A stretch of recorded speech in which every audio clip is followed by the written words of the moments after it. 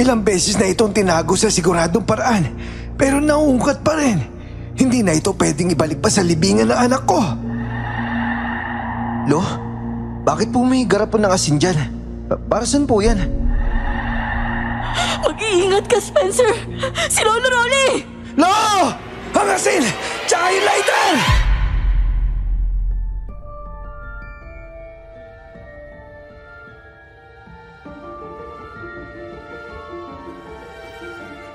May kilala ba kayong mga taong nagbubukas ng mga libingan para makakuha ng mga tuway-tuway ng mga patay? Ang tuway-tuway po ay yung buto sa tuhod ng mga tao. Tulad kasi ng iba, gusto ko ring magbahagi ng kwento. At ang karanasan kong ito ay nagsimula sa mga natuklasan naming kababalaghan sa sementeryo noon. At nagsimula yon nung maraming libingan noon ang natagpo ang butas na. At maraming patay ang nakuhaan ng tuway-tuway. Upang lubos na maunawaan ng lahat, magandang araw sa inyong mga tagapakinig. Ganun na rin po sa inyo, Miss Clar at Sir Jay. Ako nga po pala si Spencer. At ito ang aking kwento. Bago ko po simula ng istorya, huwag kalimutang mag-subscribe bilang suporta sa ating channel.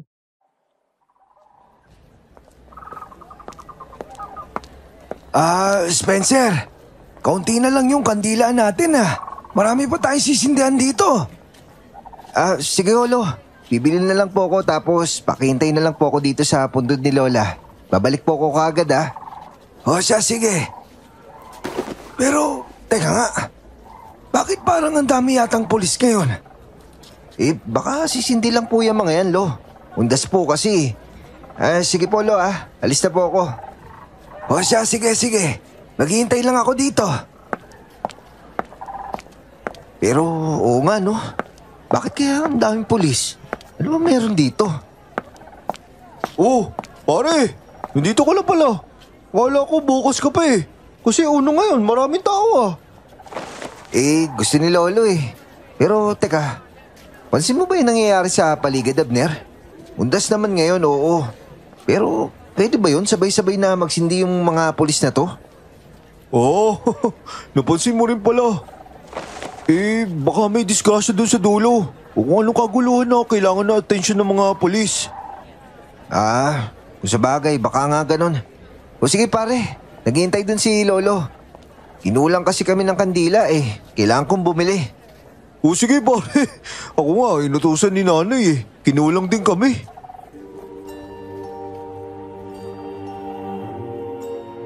Katakataka kasi yung maraming pulis akong nakikita sa paligid. Pero mas marami ang sa bandang kaliwa ko sa dulo. Para silang may sinusuri na naging dahilan rin noon ng pagtitipon-tipon sa mga tao. Pero sa kabila ng kuryosidad ko, binaliwala ko na lang muna yon at naghanap na lang ng mabibilihan ng kandila. Mabuti na nga lang may nahanap akong mas malapit kaya nakabili ako agad.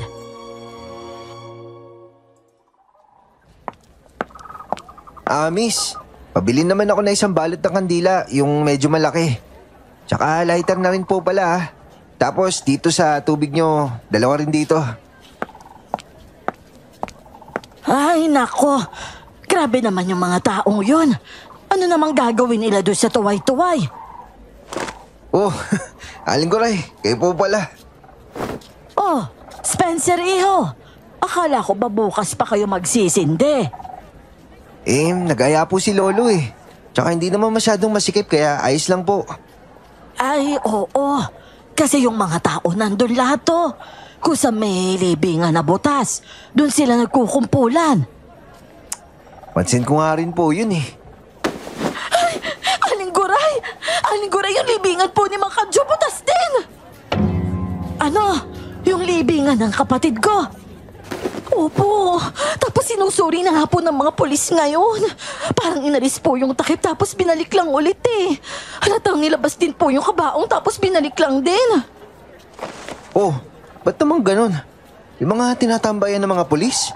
Lahat yun tinatanggalan ng mga takip? Bakit? Para saan? Di pa nga alam kung anong dahilan Hinahayaan kasi muna ng mga pulis na magsindi yung mga kaanak ng mga nakalibing. Di ba? Parang sobrang ano naman. Kasi mag-iimbestiga sila agad undas ngayon. Sandali nga. Pupuntahan ko nga muna ang libingan ng kapatid ko. Maiwan ko muna kayo, ha? O sige po, Aling Guray. Ako rin pala, Maricel. Babalikan ko muna si Lolo. Baka nababagot na yun sa kakahintay sa akin eh. Oo, sige, Spencer. Babalik muna ako doon kila Aling Guray, ha?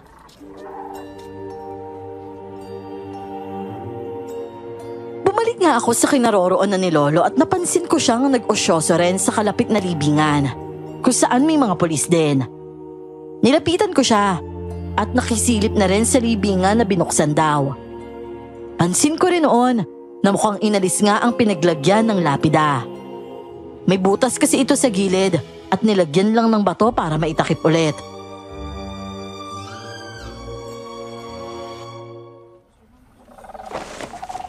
Lo? Ano po meron dyan? Kasi kilala ko to eh. Ito yung magaling na manggagamot sa lugar natin dati. Namatay ito dahil sa katandaan. At 3 taon nang nakakalipas yon. Bakit daw po binuksan? Wala namang nakakaalam niya na po. Tanong nga yan na marami. Kasi pati daw doon meron din binuksan. Nakakapagtaka naman yung ganyan. Ano yun? May kinukuha sila sa loob? Lo, ito nga pala yung kandila. Oo nga pala. Halika na. Doon na tayo sa nanay at kapatid mo. Tapos na naman tayo dito sa tiyuhin at lola mo. Sige po, Lo. Tsaka ito palang tubig Baka po kasi nauuhaw ka dyan. Mabuti naman at bumili ka. Nauuhaw nga naman talaga ako.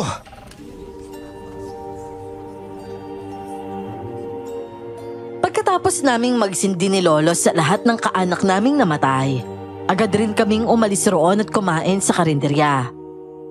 Hanggang doon, usapin pa rin ang tungkol sa mga nangyari sa sementeryo. Sa panahong yun kasi, kulang pa ang alam ko sa mga nangyayari.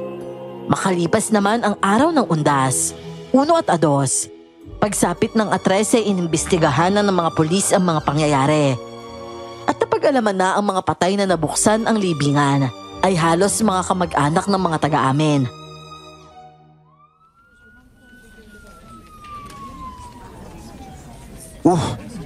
Anong nangyari? Parang may galit dito Kaya nga hinihingi pa nga ang kumpirmasyon ng bawat pamilya na tingnan ang laman ng kabaong sa loob kung ano bang ginawa. Papatingnan ko nga yung sa kapatid ko Aling Guray, hindi po ba yung kapatid nyo manghihilot yun dati? Abay, oo, Venus. Magaling manghilot yun. Ganun po ba? Si Lolo Ponciano nga po, albularyo din yun. May butas din po yung libingan. Tapos yung isa naman, si Mang Kulas, magagamot rin po yun dati, di ba po? Tapos yung komadrona din po dati, bukas din po yung libingan niya.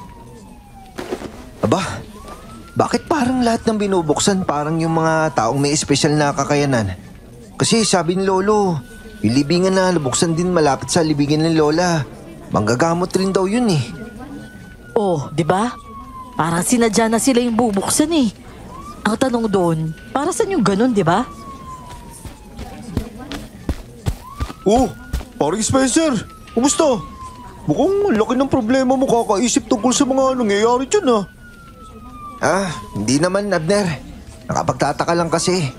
Bakit kaya halos lahat ng kamag-anak ng mga yun taga rito, di ba? Ibig sabihin, taga rito rin yung gumawa nun? Tsaka kadalasan yung may kakayanan pang albularyo, manunugis at manggagamot yung pinupuntiryan nila Parang nakakakilabot nga teka nga, yung iho-iho ko pala, ayusin ko muna. Maiwan ko muna kayo sige lang, Venus. Spencer, basketball tayo mamaya Sinong kalaban? Mga taga-Ilaya na naman. Ayoko naman dun Dadaya na mga yun. Manonood na lang ako. Ito naman kung madaya sila, di dayain din natin. Kulang kami na isa Ikaw na sana, Spencer. Magaling ka kasi. Sus, wag na. Nakakatamad. Mag-iho-iho na lang tayo kila Venus mamaya.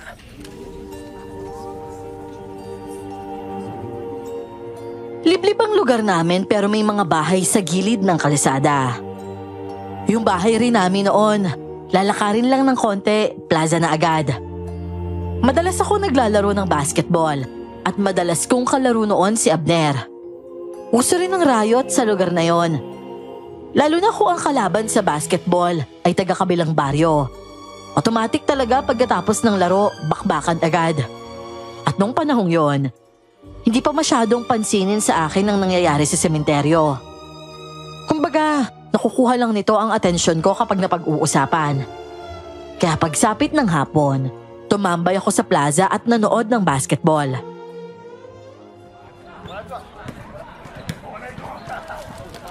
Oh, ano to pong balita, Aling Goray? Pumunta ka sa sementeryo kanina, di ba? Ay, nako. Sa totoo nga lang naiinis ako na ewan eh. Naaawa ako sa kapatid ko kahit alam ko namang patay na siya. Bakit naman po? Venus, pabuhay naman Oo naman. Sana nga swerte ka, Spencer para maubos naman yung tinda ko. Tapos Aling Goray, ang ibig ko sabihin, bakit po pala? Ano po pong balita doon? Wala daw tuway-tuway yung kapatid ko.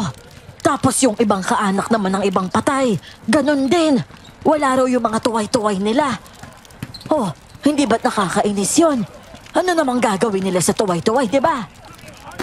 Ay, nako, Aling Goray. Ano pa nga ba? Di gagawin nilang anting-anting. Mabisa daw kasi yun. Oh, Venus, ano to paninda mo? Ay, si Crushy nandito. Hello, Spencer, baby ko.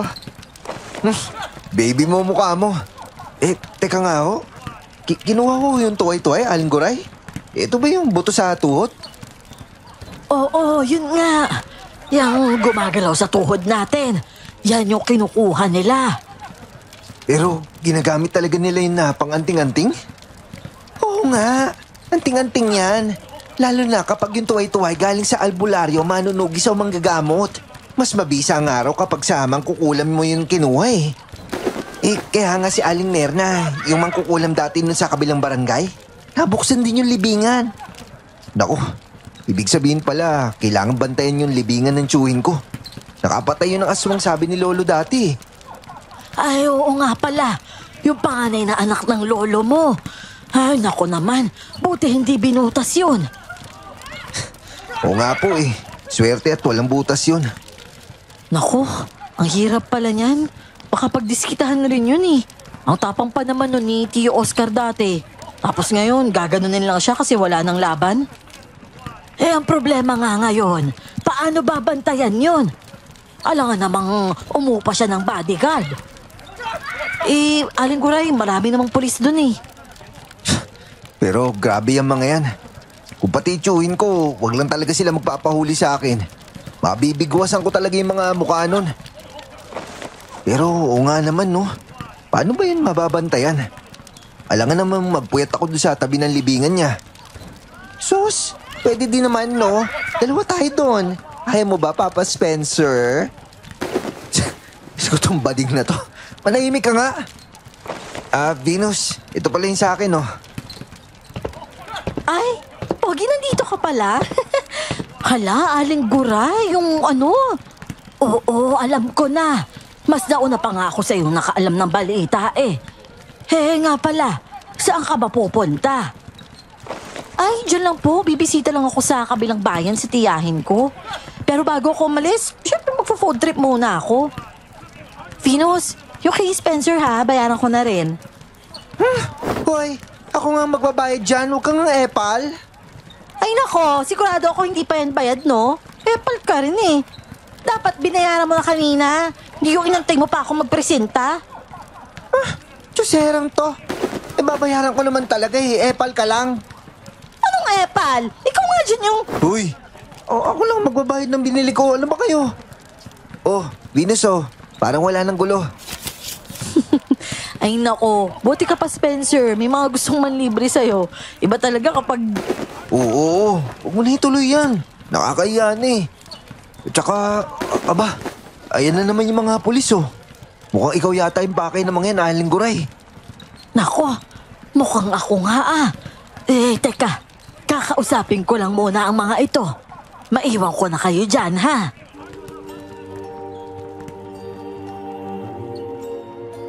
Wala buong araw na hinaharap ni Aling Guray ang problema sa mga labi ng kapatid niya. Maging ibang kaanak ng mga patay roon. Ang bangayan ng dalawa, napalitan ng kuryosidad at parehong nag-osyoso sa mga pulis. Bali umingay ang balita na yon sa loob ng 3 araw. Hanggang sa naisipan kong puntahan ang libingan ng tiyuhin ko sa sementeryo. At pagdating ko roon, butas na nga rin ito.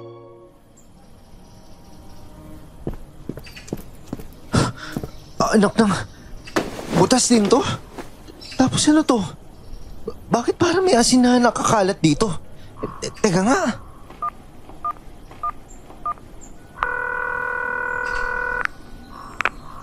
Oh, hello. Spencer, napatawag ka. Bakit? Venus, malapit ka lang ba dyan kay Lolo? Oo. Sakto nandito siya ngayon sa tindahan. Umiinom siya ng soft drinks. Bakit ba? Pwede ko ba siya makausap? Sige. Sandali lang ha. Lolo Rolly! Si Spencer. Gusto ko raw po makausap. Oh, Spencer, ito na siya oh.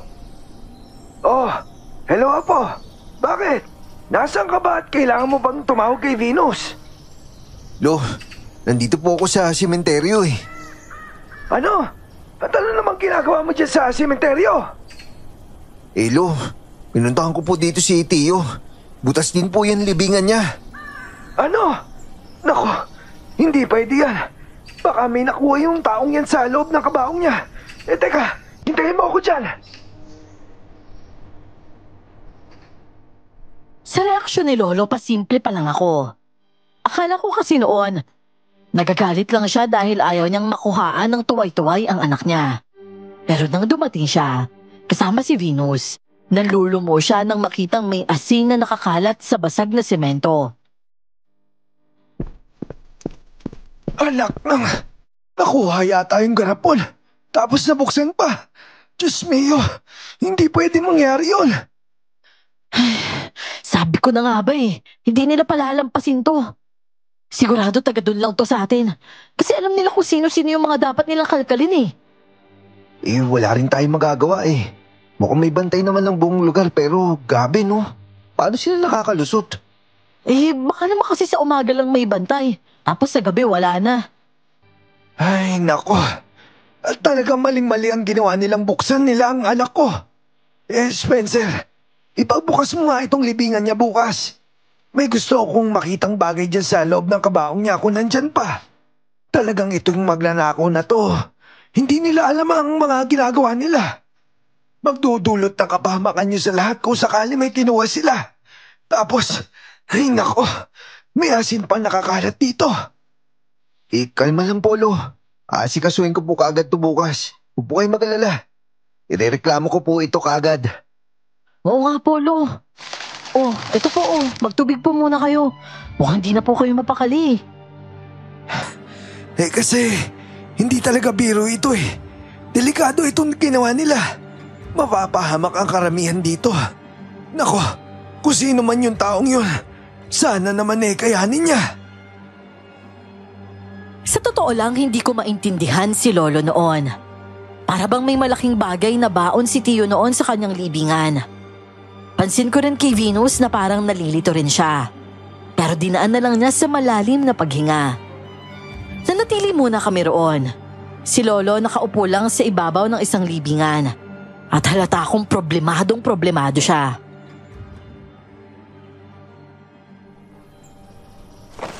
Grabe Spencer, no?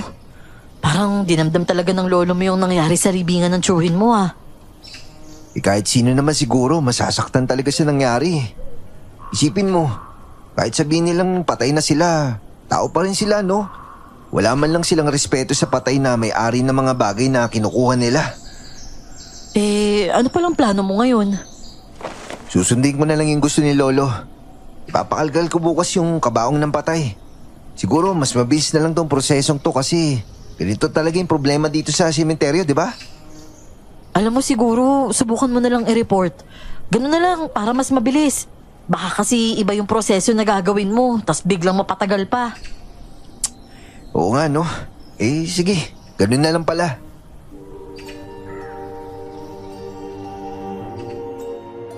Inireklamo ko nga sa mga pulis ang nangyari. Inimbestigahan rin nila ang insidente. Nilabas nila ang kabaong ng tiyuhin kung inaanay na ang ibang parte. Tapos may nakuha ang pulis na garapon ng asin noon at inalog-alog pa ito. Sandali. Akin na yan. Patingin ako. Lo, bakit po may garapon ng asin dyan? Para saan po yan? Ano yun? Paborito po ni Tiyo yung asin kaya may baon siya nun? Hindi yun ganun, Apo. Pero teka. Bakit wala na yung bato dito sa loob? Nako, nangyari na. Mukhang wala na dito. Hindi kaya kayamanan ang tingin nila doon. Ano po ba yan, Lo? Kayamanan? Yung alin po? May itim na bato dito sa loob ng garapon na yon.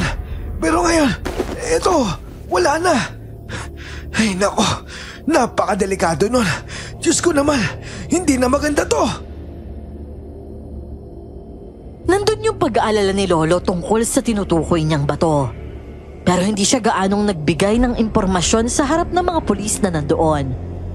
Kinuha lang niya ang asin mula sa garapon. At opo, wala na ring tuway-tuway ang tiyuhin ko. Agad ring ibinalik ang kabaong nito sa loob ng libingan at saka tinakpan na. Pag uwi naman sa amin, problemado na ang lolo ko. Lo, tara na ho, kain na tayo. Sa kanya na po isipin yung nangyari. Maglagay po muna tayo ng laman sa tiyan, no? Ay nako, paano ba naman kasi? Yung batong nawala doon. Bato yun ng pinakamapanganib na aswang. Ano? Delikado ang batong yun, Apo. Bago namatay ang tiyuhin mo, yun ang bili niya sa akin. Nailagay ko sa loob ng kabaong niya ang garapon ng asin na yun. At dahil nasa loob na yung itim na bato, hindi na yun mapupunta sa iba. At sa ganung paraan niya matatapos ang aswangan dito sa lugar natin. Pero eto na naman ngayon, nakalabas ang bato at napakalaking problema nito. Lo, yung itim na bato na yun, bakit kaya pag-interesan ng mga taong kumuha yun? Spencer, napakamapanlin lang ng bato na yun. Minsan, nagpapanggap yun na kayamanan. Halimbawa ginto o kung ano pa. At napakadali mong matutukso doon. Talagang magkaka-interes ka sa batong yun. Kukunin mo ito. At habang nasa iyo yung bato na yun, gagawa ito ng paraan kung paano makakapasok ito sa katawan mo. Babahayan ng batong yun ang taong nakakuha sa kanya. At ang nakakatakot pa ron, kapag nagsimula na siya mang biktima, 3 puso lang ang makain niya. Ay sigurado magiging malakas na siya. Nako, yari pala kung ganun, Lo. E di sigurado na po na magkakaroon na aswang dito sa bayan natin. Masaklap ba kung taga rito yung nakakuha, Lo? E di yari na tayo. Oo, at dahil makapangyarihan yung batong yun, kung ano ang inanakit ng dati nitong may-ari, makukuha yan ng bagong babahayan niya. Para kasi ito may sariling utak at marunong maghiganti. Nako, paano pala yun? Sino po ba yung nakapatay sa aswang na yun, Lo? Ang lolo ko, Apo. Siya ang nakapatay sa malakas na aswang na yun. Lolo niyo ho? At paano nangyari si Tio Oscar po yung nagbaon nito? Dahil dati, Apo, nakabaon nito sa lupa.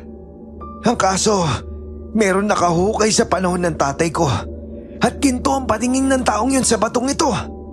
Ginawa ng tatay ko ang lahat para mabawi yun. At mabuti na lang, hindi pa nabuksan ng taong yun ang garapon na yun nang mabawi niya ito. Kaya naman ang garapon na may bato ng aswang na natili yun sa bahay. Pero isang araw, nung binata naman ng tiyuhin mo, pinasok na magnanakaw ang bahay at nakuha ang batong yun. Dahil kayamanan na naman ang paningin ng magnanakaw dito. Oh, ano po nangyari? Naging aswang ang atin ng magnanakaw na yon at binalikan kami ng tiyuhin mo. At nung panahong yon, buntis ang nanay mo at unang inatake ng aswang na yon ay ang tatay mo. Oh, di po ba nalunod yung tatay ko sa baha? Hindi, Apo. Hindi katawan ng ama mo yung nasa baha. Ibang bagay yon. Ano? Anong ibang bagay? Oo, Apo. Tinugis namin ng tiyuhin mo ang aswang na yon. Dahil hindi pa siya ganun kalakas dahil isa pa lang nabibiktima. Kaya naagapan. At yung batong yon, nailabas sa pamamaraan ng albularyo. At pinalik ito sa garapon ng asin. Yung asin naman kasi na yon, Apo, espiritual rin yun. Kaya kahit lumipas ang maraming taon, hindi yun natutunaw. Kaya pala dinala niya sa libingan niya yung garapon na yun, Lo. Pero ngayon naman, may nagbukas naman ng libingan niya. Nako, sino kaya yung gumawa nun, Lo? Malinaw na gagawin nilang anting-anting ang mga tuway-tuway. Lalo na't mga albularyo, manunugis at manggagamot ang may-ari nito. Pero gagana po talaga yun? Kasi ninakaw po eh. Yun yung hindi ko alam, Apo. Basta sa pagkakaalam ko, ang mga ganon, binibigay ng kusang loob at hindi ninanakaw. Siguro nga hindi gagana ang mga yon. Pero sigurado ko, mapagkakakitaan ito ng mga magnanakaw. May mga tao rin kasi naniniwala sa mga anting-anting, pero hindi nila naiintindihan ang kalakaran nito. Matapos kong malaman yun ay tila ramdam ko rin ang pangamba ni Lolo. Kung totoo ngang bato ng aswang yon at gumagawa ito ng paraan para magkaroon ng bagong babahayan, hindi malabong may nasaniban na ito ngayon. At sa ganong paraan, baka manakit ito ng mga tao sa lugar kung saan man nakatira ang nakakuha sa bato. Kinaumagahan, maaga akong pumunta sa tindahan nila Venus at tumambay para sa tsampurado. Paborito ko kasi yon at hindi nawawala ng tinda nun sila Venus. Yun kasi ang pangkabuhayan nila. Oh, Spencer, kumusta yung lolo mo? Alalang-alala siya sa anak niya, no? Hindi lang yan, Venus. May problema talaga tayong kakaharapin kung sakaling dito ngayon. Problema? Ano problema naman yun? Tukol yun sa bato na sinasabi niya. Bato pala yun ng aswang na hindi dapat kinukuha. Ha? Bato ng aswang? Magandang umaga. Isang tsamburado nga ako, Venus. Oh, Spencer, nandito ka rin pala. Ang aga mo ah. Tsaka ano meron? Bakit parang ang seryoso nyo? Shh, huwag kang maingay. Tungkol kasi yun sa tsuhin niyang tinanggalan ng tuway-tuway. Oh, pati si Tio Oscar kinalkal? Oo nga eh. Nag-aalala nga si Lolo ngayon kasi nakuha yung bato sa loob ng garapon ng asin. Ha? Garapon ng asin? Tsaka ano bang bato yun? Bato raw ng aswang yun eh. Bato ng aswang? Hala, yari tayo. Yun na nga eh. Ang hirap pa nun kapag kumapit sa taong nakakuha sa bato. Baka mamaya manakit na yun. Yan nga din yung problema ni Lolo. Tsaka matanda na kasi siya para pigilan yun eh. Ako naman, ano bang alam ko doon? Sa tanang buhay ko, hindi ako nahasa maging manunugis. At saka mahirap maging manunugis pre no? Isipin mo ha, tao ka lang makikipaglaban sa aswang?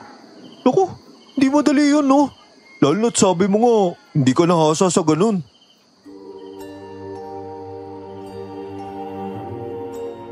Tatlong araw naman ang lumipas.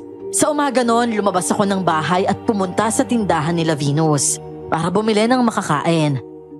Pero natatanaw ko ang mga tao sa plaza na nagkukumpulan. Pansin ko, mga barangay tanod ang nandoon at isang ginang ang nakita kong luhaan.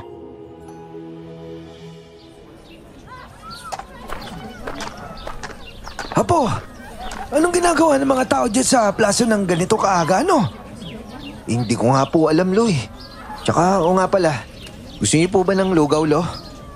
O sige, ibili mo nga ako doon. Lalapitan ko lang muna yung mga yon. Oh, Rolly! Napaaga yata ang labas ninyo. Oo. Napansin ko kasi yung mga tao dyan. Ano nga bang meron dyan? Ay nako, karumal-dumal. Yung anak ni Karay, si Iko. Natagpuan daw patay, malapit doon sa sapa. Wala daw puso. Ay nako, hindi ko nakita ang bangkay pero kinikilabutan ako. Diyos ko, yun na nga ba yung sinasabi ko? Meron na siya nabahayan. Ano? Nabahayan?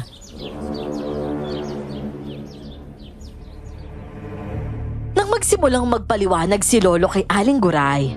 Ako naman ay dumiretso sa tindahan ni Venus para bilhin ang pagkain niya. Para bang saglit lang akong tumalikod. Tapos paglingon ko sa lolo ko, pinapalibutan na siya ng mga tao at pinapaliwanag niya sa mga ito ang dahilan. Nang masabi niya ang problema, tila halos lahat ng taong nasa paligid ay problemado na rin. Hanggang sa may nagturo sa akin at sinabing ako na lang daw ang pag-asa nila. Oh, teka, wala po akong alam dyan. Spencer, yung tiyuhin mo, nagsimula rin yan sa hindi niya alam. Ganito rin yun. Nasa dugo niyo kasi ang pagiging manunugis. At kailangan ka ng barangay ngayon. Wala na si Iko. Sino naman ang susunod? Teka, pero ano bang gagawin ko? Hindi. Wala kasing alam si Spencer sa ganyan. At saka alam niyo naman saan siya nanggaling. Lumaki siya sa tiyahin niya sa Maynila. Nitong taon lang siya umuwi sa akin kaya hindi ko natutukan siyang turuan. Ako na lang siguro ang gagawa. Mawalang galang na po ah. Sa tingin ko po, kung iaasa lang natin sa manunugis o sa kaanak ng manunugis yung problemang to, lalo na yung halatang hindi naman ganun kalakas para lumaban, bakit hindi na lang po tayo magtulungan? Marami naman po tayo dito sa barangay eh. Kawawa naman ho to si Spencer kung siya lang ang gagawin nating tagapagligtas dito. Ayos lang po sana kung siya si Superman. Kaso hindi naman ho eh. At saka parang ginagawa niyo siyang manok panabong laban sa aswang. Ay, kusabagay. May punto naman si Venus. Bakit nga ba kasi lagi na lang nating inaasa sa manunugis ang lahat? Kahit dati pang may ganito. Kesa kayo magtulungan tayo. O ano, sang-ayon ba kayo? Ako, tutulong ako. Pre, Spencer, leader ka namin ah. Naku, ba't ako yung leader? Hayaan nyo. Marami akong kaalaman para labanan ng aswang na yon. Lakas lang talaga ang kulang sa akin. Tsaka makikiusap na lang siguro ako ng tulong sa mga barangay official. Total, sila naman ang may hawak sa barangay. Bale, suporta na rin ng kapitan. Hindi lang sana iisang taong harap sa kanya. Kaligtasan na kasi ito para sa lahat ng pamilya natin at ng bawat isa. Dalawa na lang kasi kami ng apo ko ang natira. Hindi na kasi namin ito kakayanin. Dahil sa sinabi ni Lolo ay maraming sumang-ayon. Gumaan ang loob ko kahit paano at tinapik-tapik lang ako ni Abner. Pagsapit ng hapon, nagpatawag ng meeting ang kapitan at kabilang na kami ng lolo ko. Pinag-usapan na tugisin ang aswang na pumatay kay Iko. Pagkatapos ng meeting, dama ko naman ang bigat sa loob. Grabe talaga, Spencer. Ikaw talaga yung gagawing pinuno. Talagang ang taas ng tingin nila sa dugo nyo, no? Kahit wala kang kaalaman, iluluklok ka talaga sa ranggo na nangunguna sa lahat. Kung alam mo lang, Venus, parang gusto ko nang tumakas eh.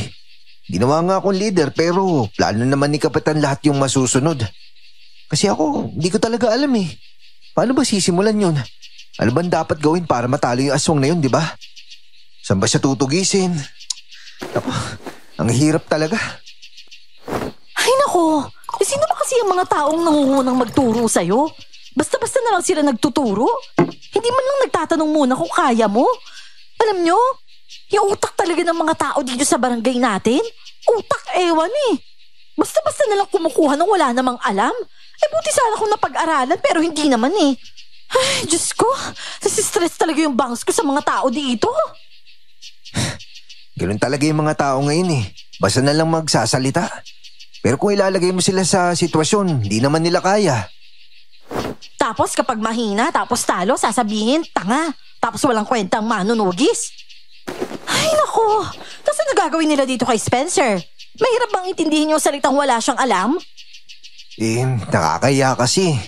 Galing ako sa pamilya na manunugis pero ako, wala talagang alam. Sus, alam mo Spencer, wag kang ganyan. Wag kang papadig sa mga taong kulang sa pangunawa.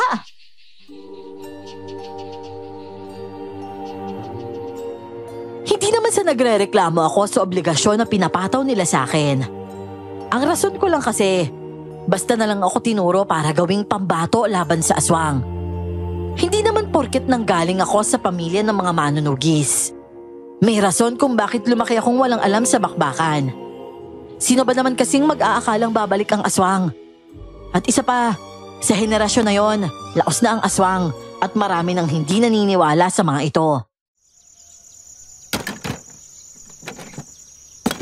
Oh, Apo, eto.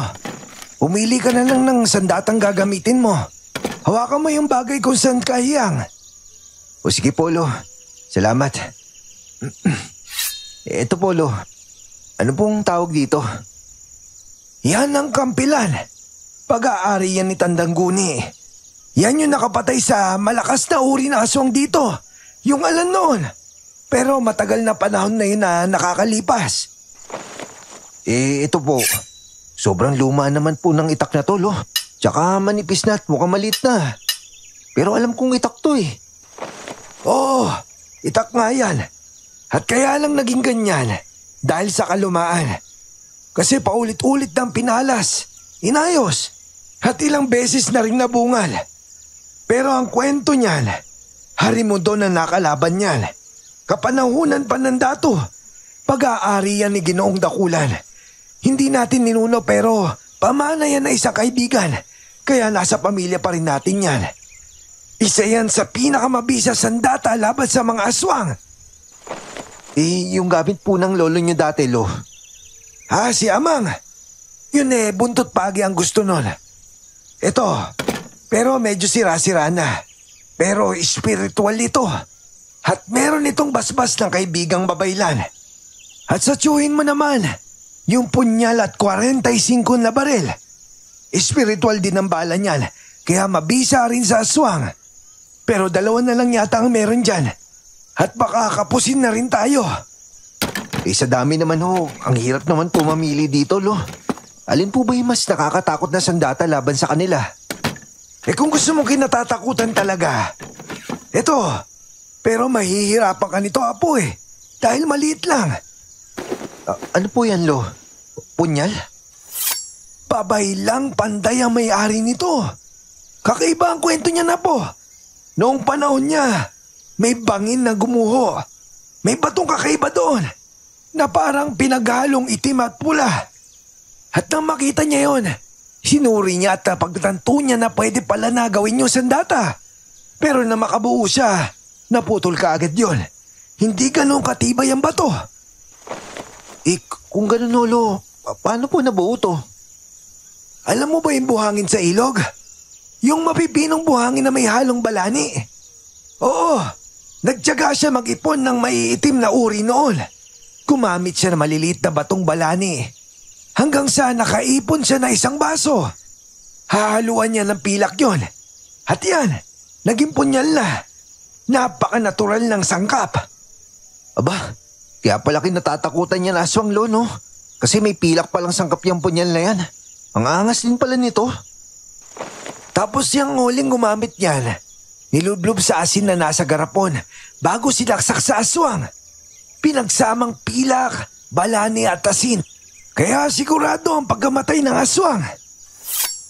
Mas interesado na po ako dito, lo. Ito na lang kaya gamitin ko. Pero Apo, masyado maliit yan. Sigurado ka ba dyan? Mas ramdam ko po yung pagkahiyang dito. Kapag mahaba po kasi, lalo na't hindi naman po ako eksperto. Pakiramdam ko, mas masusugatan ko lang yung sarili ko Pero itong maliit, masigurado ako na matatapos ko yung buhay ng aswang na yun. At saka nga pala, lo, kung naging aswang yung taong nakakuha ng bato na yun, anong uring aswang yun? Bato kasi yun ng manlalayog. Kaya siguradong babae ang naging aswang ngayon. Pwede rin naman lalaki ang nakakuha. Pero sumanib ito sa isang babae. Manlalaygo? Ano pong kayang gawin nun, lo? Ang manlalayog, taglay nun ay kagandahan. Halos lahat ng lalaki, gandang-ganda sa kanya, Apo. Kaya ikaw, Spencer, mag-iingat ka sa pagtitig sa mga babae. Hindi mo alam, akala mo gusto-gusto mo siya. Pero binibiktima ka na pala. At yung mahaba niyang buhok, yun yung nananakit, lalo na sa mga kalalakihan. Nako, sigurado po palang manlalayg yung may gawa nun kay Iko. Kawawa naman, Lo. High school pa lang yun eh. Oo nga eh.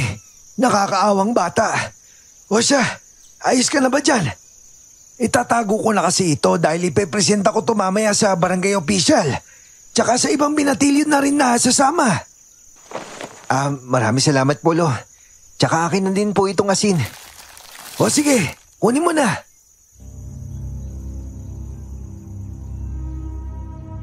Totoong maliit ang sandatang napili ko para labanan ang aswang. Pero ramdam ko, doon ako hiyang. Dahil sa sitwasyon ay nakiramdam ako. Kinagabihan, parang ayos naman. Kahit si Lolo noon halos tumambay sa labas. Kaya matapos kong maglinis ng kusina, dala rin ng balaraw ay lumabas rin ako.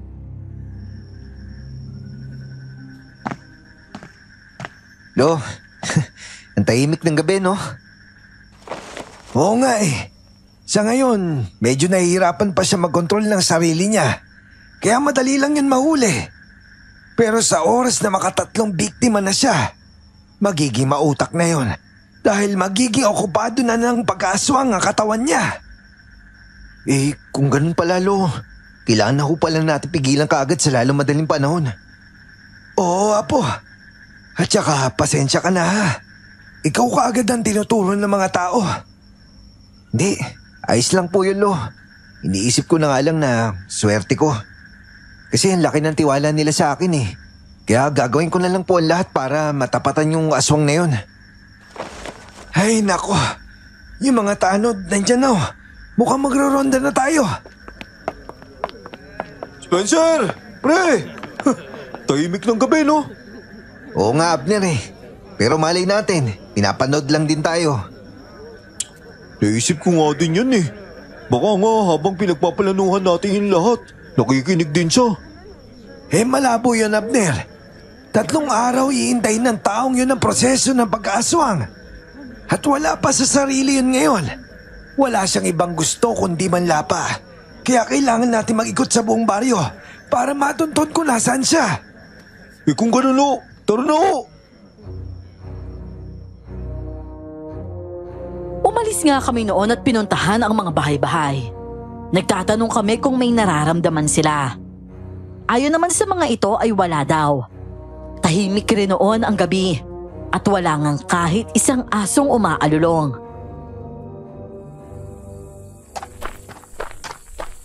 Uy, Maricel! Kamusta kayo dyan? Wala ba nagpaparamdam? Wala naman, Abner. Tahimik lang dito sa amin. Yung mga aso nga namin, tahimik lang. Ganun ba? Mabuti. Kung ganun, magbaliktad kayo ng walis sa pintuan para sigurado. Para hindi kayo mapasok. Oo naman, sige. Maraming salamat Mag-iikot pa ba kayo?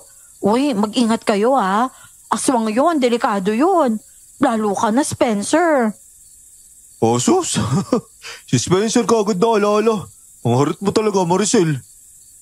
Bakit ba? Masama ba mag-alala sa taong gusto ko? Pare, umamin na. Lumantad na. Spencer? Ano iniilawan mo dyan? Hindi. Parang may tao kasi akong nakita dito eh. Saan? Doon. Ayun. Tao ba yan? Nako, kambing lang pala. Akala ko aswang na eh. Oy, kambing namin yan Hindi yan aswang, no? Pambira ka naman, Spencer. Natakot pa ako. Akala ko aswang talaga yun eh. Halika na nga.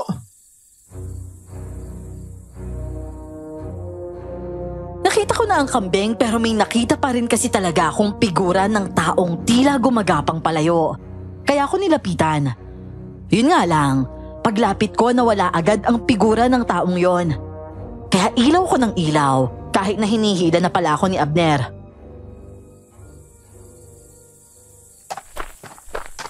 Pre, tara na. Kambing lang yun, di ba? Mukha nga. Kasi hindi ko talaga nakita eh.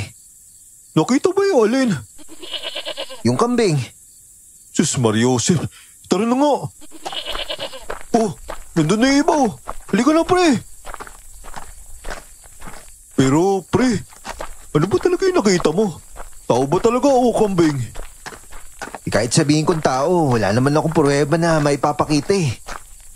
Ibig sabihin, may tao ko talaga nakita. Hindi mo talaga napagkamalang kambing yun? Oo nga, tao nga yung nakita ko. Pero kahit saan ko itutok yung flashlight ko. Ayun oh, wala di ba? Kung ganun, tara na. Halika na. Wala naman pala eh.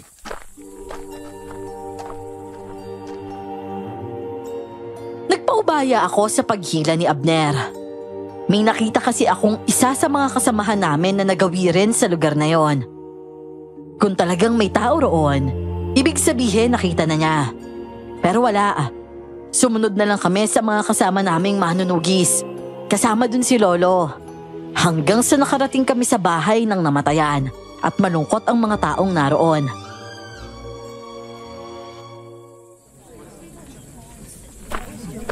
Oh, Venus, nandito ko pala.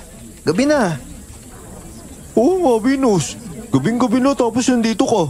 Ano ginagawa mo dito? Nagluto lang ako ng lugaw para sa mga taong naghahanda ng tolda dito kanina. Bukas kasi darating yung bangkay ni Iko eh. Maglalakad ka na mag-isa? Aba, delikado yun ha. Sumabay ka na kaya sa amin. Dadaan ka namin sa inyo. Naku, salamat naman. Kanina ko pa nga iniisip yung pag-uwi ko eh. Buti pala napadaan kayo dito. Oh, ayun na. Pre, narinig mo ba? Oo, parang malapit yung kila Aling Goray ha. Naku, mag-iingat kayo ha. Ang sabi ni Lola, kapag nasa proseso daw ng pagkaaswang yung isang tao, mas agresibo daw yun. Oo, tara na.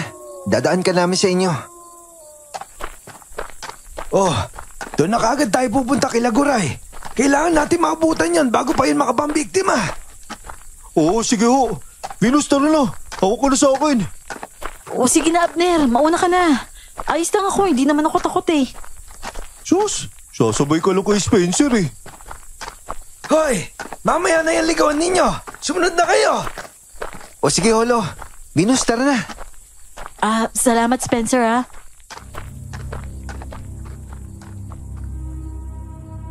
Nauna na nga ng ibang kasama namin. Sumabay si Lolo Rolly sa mga ito. Kami naman ni Abner, dinaan muna si Venus sa bahay nila at agad na rin kaming sumunod. Tumakbo ang mga nauna, kaya ganun din ang ginawa namin. Nakarating kaming lahat sa bahay ni Aling Goray at nadat na namin itong umiiyak. Naku Diyos ko! Muntik na niyang madali ang anak ko! Ang lakas ng buhok ng nilalang na yun! Yun na ba yung aswang? Naku, bakit ganun yung buhok niya? Parang may buhay! Ano bang klaseng aswang yun, Rolly? Ang tawag sa aswang na yun ay manlalayog. Nako, ibig sabihin pala, nagagamit niya na rin ang buhok niya sa pagkakataong ito. Ibig sabihin po ba, babae yung aswang? Oo, babae ang aswang. Kasi ang bato na yan pag-aari ng babaeng aswang. Buhok kasi ang kapangyarihan nun at napakadelikado nun. Goray, mabuti na lang at napigilan nyo. Pangalawang biktima na sana yung anak mo. Hindi pwede siya makatatlong biktima. Aling Goray, magbaliktad po kayo ng walis dito sa bahay nyo ha. Tapos maglagay na rin kayo ng asin sa bera. Doon sa mga bintana ng mga kwarto nyo. Oo, magsindi na rin po kayo ng goma, Aling Goray. Yun din po kasi yung sabi ni Lolo Rolly. Oo, sige gagawin namin yan.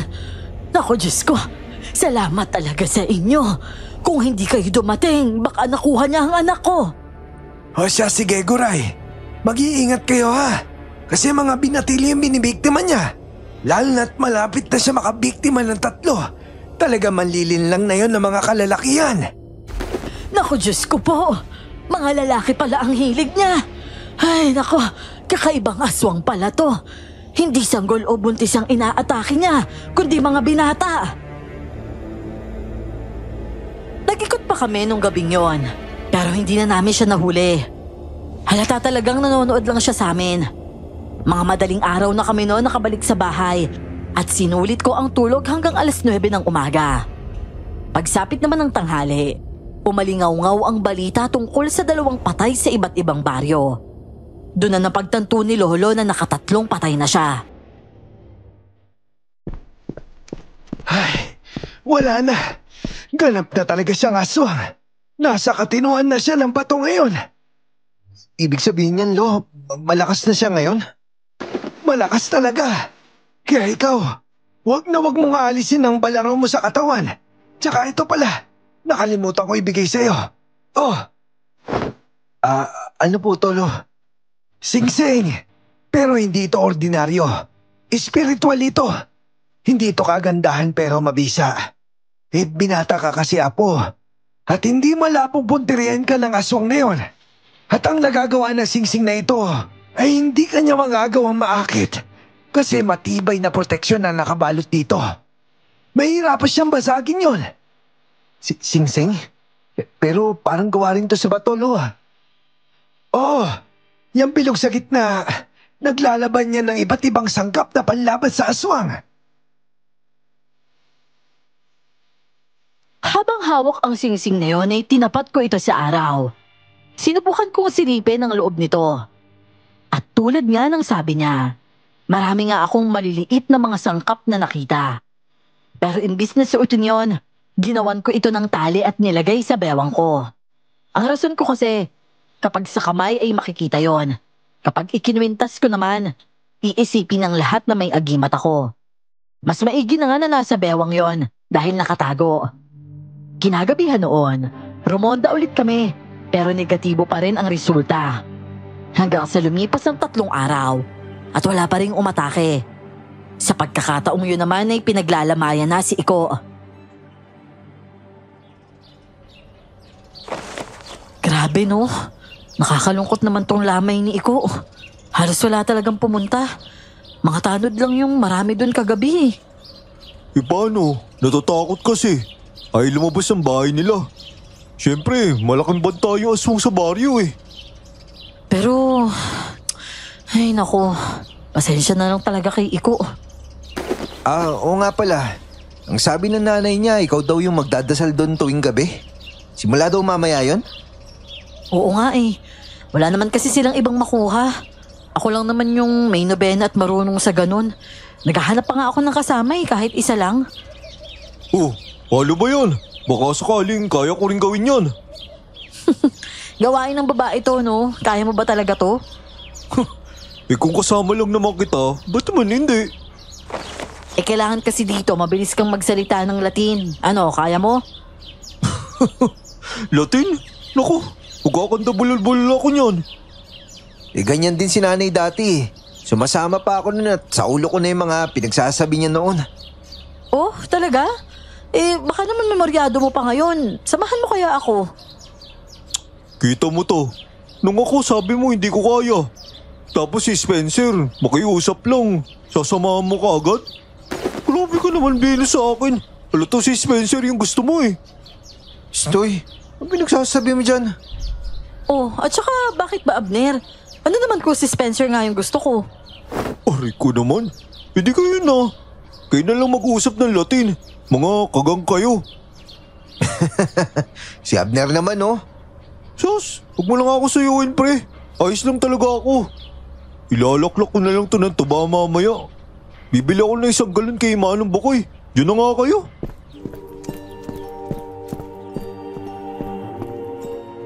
Umalis nga siya noon.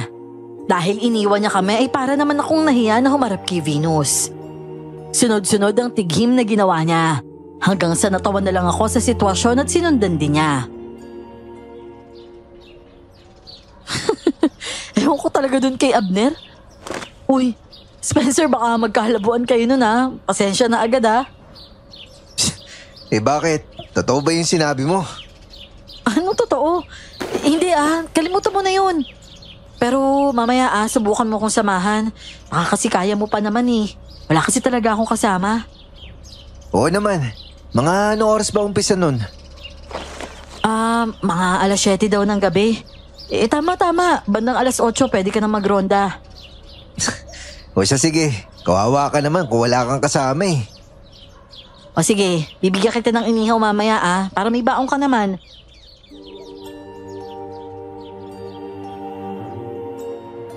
Magandang babae si Venus at simple lang. Hindi rin siya mahirap magustuhan.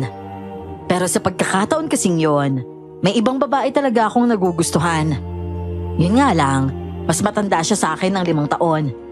Hindi tulad ni Venus na mas bata lang ng 1 taon.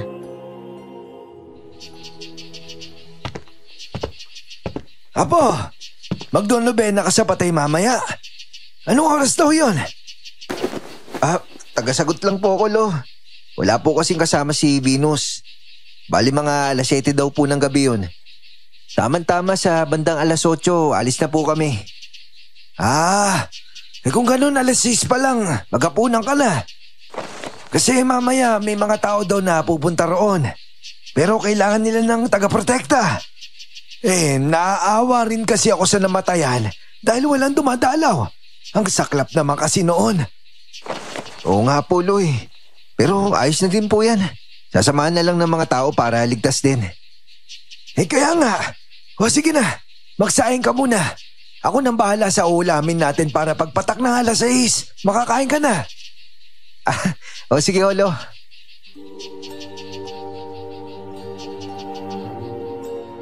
Alas 6:30 nga ako umalis sa bahay. Dinaanan ko si Venus sa kanila para sabay na kaming pumunta sa Lamayan. Nadatnan ko nga siya sa kanila na may tuwalya pa sa ulo at halatang bagong ligo.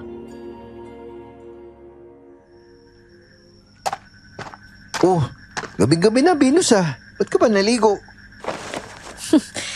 Amoy inihaw kaya ako. Kakayaan mong tumabi sa'yo, may pagkain ako. Hanip ka naman, no? Ako nga, amoy tuyo na eh. Amoy araw pa. Huwag ka na maligo sa gabi ah. Hindi maganda yan, sabi ng nanay ko dati. Oo, alam ko naman yan. Kahit nga si nanay nagagalit rin eh. Kakatapos nga lang niyang magbunga nga eh. Teka lang ha, magsusuklay lang ako. Tapos alis na tayo agad. Puko muna dyan. Sige, hintayin kita dito.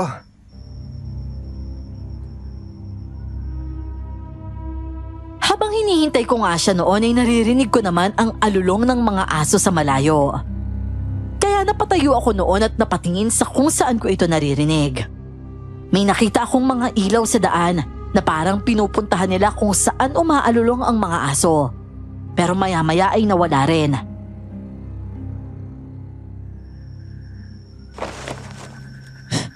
Nanonood talaga yon. Alam na alam yung galaw ng mga nagro-ronde eh. Spencer, ano bang mayroon? May nakita ka? Umalulong yung mga aso dun banda sa tawid ng sityo. Pero may mga ilaw rin na papalapit. Maya-maya umalis pero nawala rin. Di ba sabi nga nila malalakas yung pang-amoy ng aswang? Kaya malayo pa lang alam niyang papalapit yung mga kalaban niya. Ay, pero sa tingin mo, sino kaya yung aswang na yun? Ang alam ko lang Venus, manlalayog. Babae yun at magagandang babae daw. Hala, paano yan? Marami pa namang maganda dito sa lugar natin.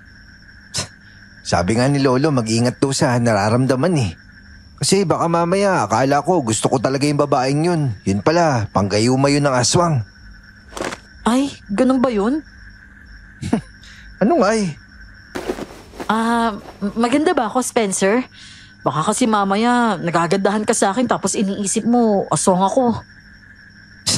Baliw, matagal ka na maganda Venus no? Wala pang aswang nun. Talaga? Uy, huwag kang ganyan sa akin. Baka mamaya biglang katapusan ko na kasi hinarap ko yung aswang. Tapos may pabaong ka pang ganyan. Baliw? Hoy, ikaw alam mo ang pangit mo magbiro. Ano ko tapos ang sinasabi mo dyan? Hindi ka naman siguro haharap sa aswang mag-isa, no? At saka mukhang nakalimutan na ng nilalang na ikaw yung leader nila eh. Oo, kasi si Lolo na yung gumagawa eh. Pero nasa akin yung pinakamabisang sandata. Tsaka nga pala, bis ka na ba? Oo, tara na. Alis na tayo.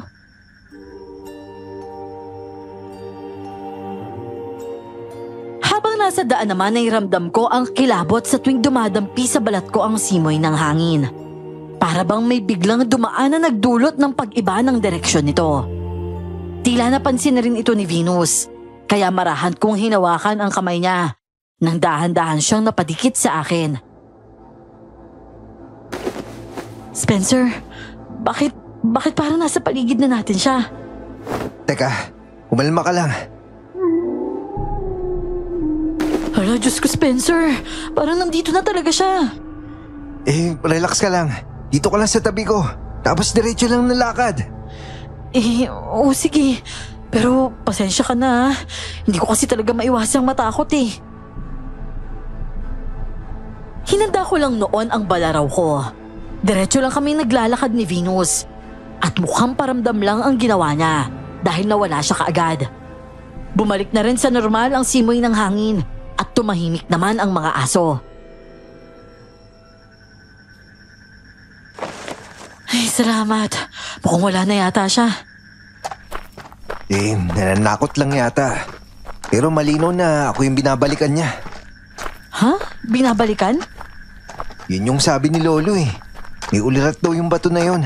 At yung isip ng taong nababahayan niya, naging isip daw ng dating may-ari ng bato.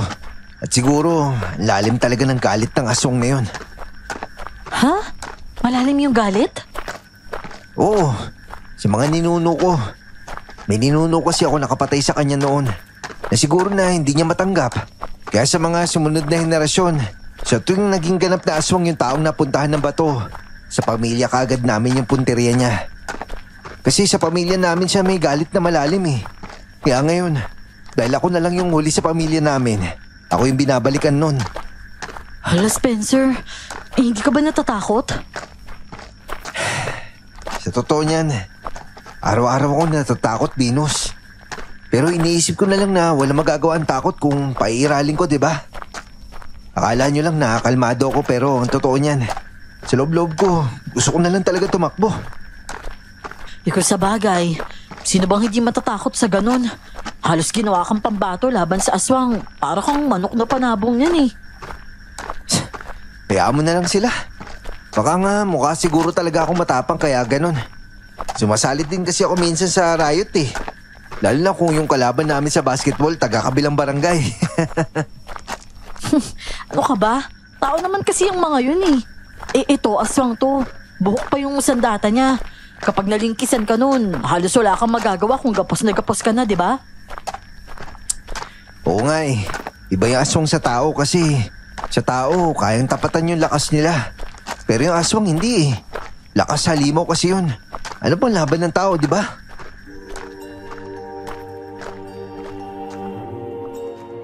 Pagkarating namin sa Lamayan ay agad-agad kaming inasikaso ng nanay ng namatay. Sinabi na rin ni Venus na kasama ako sa pagnonobena niya. Pumayag naman ang ginang dahil alam niyang sumasama ako dati sa nanay ko nung ginagawa rin ang bagay na yon. Sa pagkakataong yun naman, ayon kay Venus, naging marami-rami na rin ang tao kumpara sa unang gabi hanggang sa bago ako nakarating roon. Ay, buti na lang pupunta na rin dito yung ibang manunugis. Oo nga eh. Tara, simulan na tayo. O sige, kunin ko lang yung nobena ko ah. Natapos din kami noon ng mga bandang 8:00. Sa sobrang pagtuto ko sa pagnonobena, hindi ko namalayan ang alulong ng mga aso. Tapos may mga tao pa noon na nasa labas ng tolda na parang may inaabangan.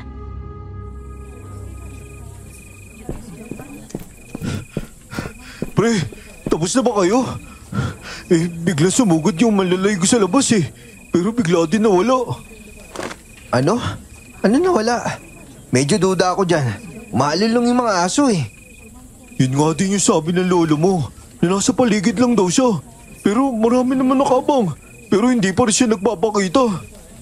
Hindi talaga yung magpapakita. Napakaraming tao eh. Takot niya lang. Mga kasama! Ayun siya! Yung buhok niya! Sa biglang pagsigaw ni Lolo noon ay naalarma agad ako. Takbuhan kami ni Abner papunta sa kanila at wala akong ibang nakita kundi ang magugulong mga flashlight nila. Lo, nakita nyo? Teka, yung flashlight ko pala. Oh! Ayun! Yung buhok niya gumagalaw! Mga kasama, yung buhok niya! Ayun o! Tulong! Abner! Tulong! Si Abner nakuha! Mga kasama! Tara, hanapin natin! Baka kung anong gawin niya kay Abner! Bilis! Nagtakbuhan talaga kami noon para lang hanapin si Abner. Parang nahimatay siya agad dahil sa biglaang pagkuha sa kanya ng buhok na yon. Kaya hindi na siya nakasigaw. Ako naman, parang tinubuan lang ng tapang sa katawan at mabilis na tumakbo hanggang sa nauuna na ako sa lahat. Pre! Abner! Sumagot ka! Nasaan ka, Abner? Aba! Bakit mo siya ililigtas kung isa lang naman siya magnanakaw ng tuway-tuway ng patay sa sementeryo? Hayop ka, aswang ka! Ano ba pinagsasabi mo? Ibalik mo si Abner sa amin! Hindi ko siya ibabalik! Gutom ako at wala akong pagkain ngayon dahil sa mga pinagkakagawa niyo!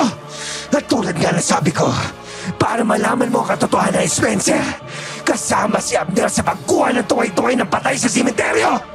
Ipinenta niya ito sa antingero sa kabilang bayan. Hindi niya siya dapat iligtas dahil masama di siya nilalang. Anak na, si Abner nangunguha ng mga tuway-tuway sa sementeryo. Oo, Daulo. Pero hindi kasi yung rason para saktan niya si Abner eh. Hoy, aswang! Ano ba ang kasalanan ng ginawa ni Abner? Hindi siya sa'yo dapat managot. Kaya ibalik mo siya sa amin. Pero hindi na siya tumugon pa. Nang maramdaman kong parang aalis siya, sinikap ko siyang hanapin hanggang sa may nakita akong buhok na gumagalaw sa damuhan. Hindi na ako nagdalawang isip na hulihin yon at nasira nga yon. Nakuha ko yung buhok niya, mga kasama! Tulungan niyo ako! Walang niya! Abo! Tumataas ka! Nahuli ka niya! Ang bilis niya, Lo! Bitawan mo ako, aswang ka! Dalawang pagkain! Masaya ito! Mga kasama! Patuloy niyo siya nasin! Sige!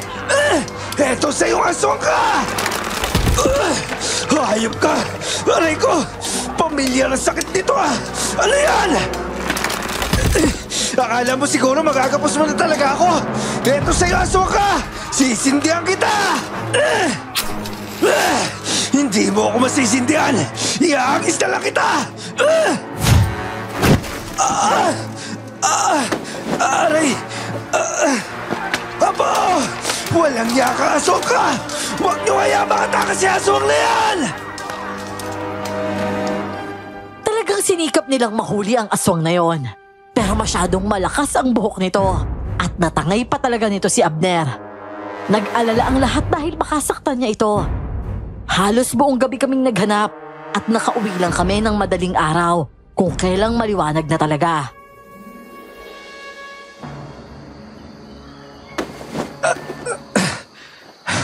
Ang hapdi ng balat ko, Lo.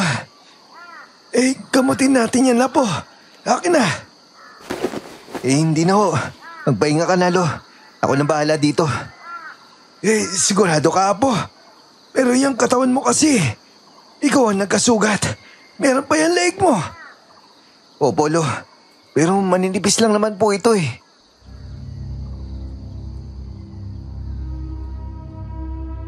Yung sugat kasi na natamo ko, dahil yon sa buhok ng aswang na nilingkis niya sa akin. Sa tuwing hinihigpitan niya ito, dumidiin sa balat ko kaya nagkakasugat. Kahit maninipis lang ang mga yon, mahapdi pa rin sa pakiramdam. Nang makatulog na si Lolo at hinayaan niya akong gamutin ang sarili, kumuha na lang ako ng pera sa wallet ko, pagpatak ng 6:00 at pumunta sa tindahan ni Venus para bumili na naman ng tsamporado niya.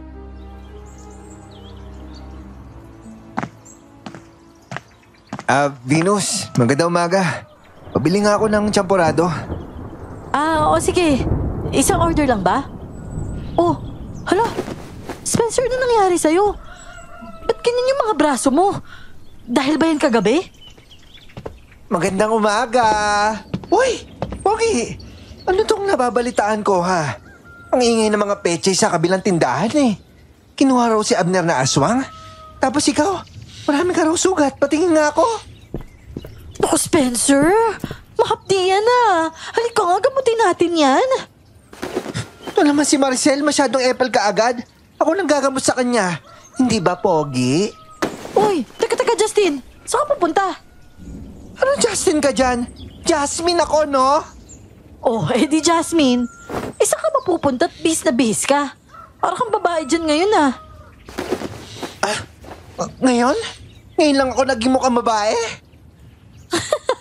Oo nga naman bakla. At saka saan ka ba galing? Parang 1 linggo ka nang wala dito ah.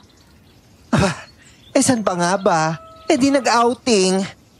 Tsaka nagpaganda na rin ako, no? Look at my hair, oh. Pinareband ko to. O ano, bagay ba? Para kang naging babae ngayon eh. Alam mo, gusto ko rin magpaayos ng buhok. Sa parlor ba yan? Secret. Baka talbugan mo pa ako eh. Pogi. Halika dito. Gagamutin natin yung mga sugat mo.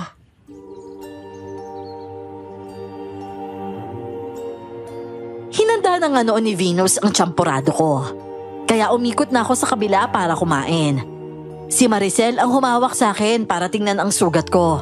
Kaya napaharap ako kay Justin. Kung hindi siya magsasalita, hindi mo talaga aakalaing isa siyang bakla. Dahil babaeng babae siya sa bago niyang ayos.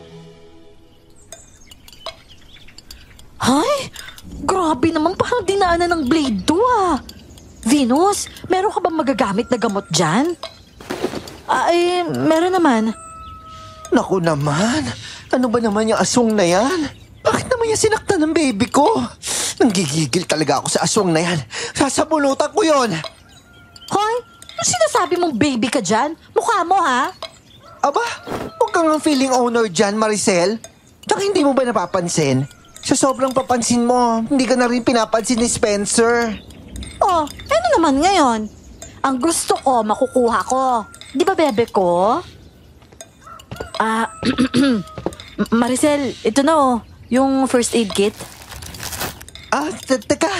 Mas mabisa tong gamot na to, oh. Sugat na gawa ng aswang yan eh. Hindi yan magagamot na simpleng ganyan lang. Ito, mas mabisa to. Ay nako, hindi na Justin no? Ako na yan. Gusto mo bang humawak kay Spencer eh? Aba, syempre naman. Anong gusto mo? Ikaw lang? At saka isa pa, mas mabigat yung kamay mo no? Sus, yung sa'yo, maganda yon. Mas sexy pa nga yung kamay ko sa'yo, oh. Oh, ayan oh, tignan mo. Ay nako, basta lumayas ka dyan. Ako na dito. Pogi, huwag ka maniwala dyan kay Maricel, ha? Mas expert ako sa ganyan. Oh, eto, ilagay natin sa sugat mo. Wag nga yan. Hindi pa nga natin sigurado kung galing saan yan eh. Ito na lang, oh. Ito, oh. Kasi ang dami mong arte dyan eh. Ano maharte ka dyan? Ang sabihin mo, inggitera ka lang. Ang sabihin mo, nakikisaw-saw ka lang. Napakabida-bida nitong baklang to. Teka nga. Ano ba problema yung dalawa? Huwag niyo nga akong gamutin. Kaya ko na to sarili ko. Pero bebe ko, mahirap yan. Oo nga, pero ang ingay niyo eh. Ako na lang. Kayong dalawa kasi, huwag nyo kasing stressin tong tao. Hindi na nga biro yung pinagdaanan yan eh. Tapos kayo, kung gusto nyo siya, gustuhin nyo na lang. Huwag nyo nang bigyan ng ikakastress niya. Ito kasing bading na to eh. Gagamutin ko na nga, ibibida pa yung sa kanya. Ay nako, ang mabuti pa Spencer, ikaw na yung mamili kung sino yung gagamot sa'yo. Paano Venus kung ikaw na lang kaya? Ano? Oo, sige. Ayaw mo talaga sa akin, bebe? Pogi, teka lang. Mas maganda naman ako dyan kay Venus eh. Manahimik na nga lang kayo.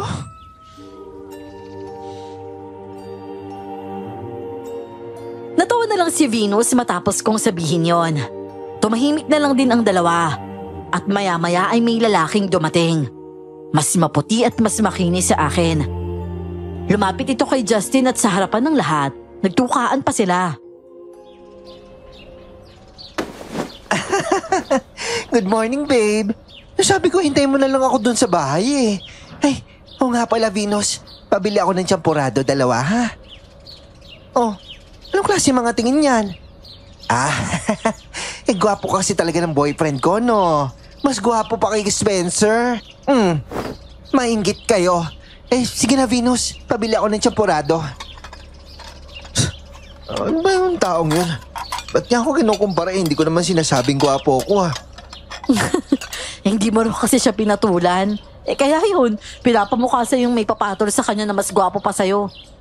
Teka lang ha, siserve ko lang itong binibili niya. Uy siya, sige. Parang siraulo talaga yan.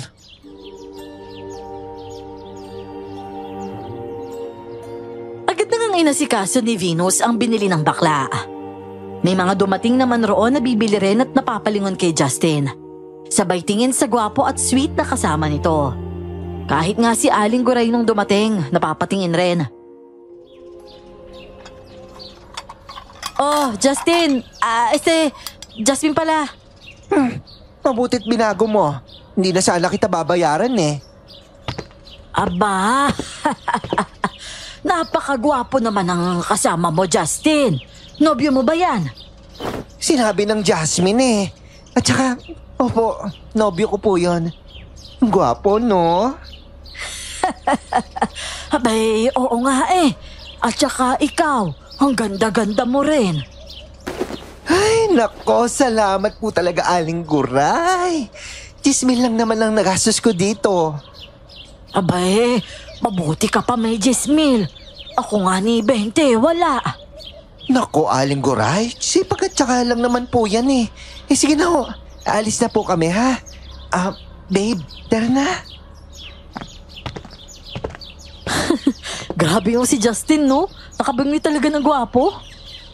Hay nako, pag inagaw ko yun sa kanya, tingnan mo, tameme yun. Ito naman, hayaan nyo na si Justin maging masaya. Nga pala, totoo ba? Nakuha daw si Abner kagabi. Paano na pala yun ngayon? Yun na nga po, Aling Guray. Ang kaso, hindi pa nakakapagpahinga yung mga tao sa ngayon. Pero may nag-report naman sa kapulisan, hindi ba? Kaya bali sa umaga, maghahanap ang mga pulis. Tapos kayo naman sa gabi. Naku Diyos ko, nakakatakot ang aswang na yon. Muntik na nga yung anak ko. Pero si Abner talaga nadali niya. Oy Spencer, ikaw rin ha, mag-iingat ka. Binata ka pa naman. Opo, Aling Guray. At saka, ang dami mo pala talagang sugat ano? Yung sa anak ko sa braso din niya eh. Ganyan din. Yung buhok kasi ng aswang na yun, nang hihila yun.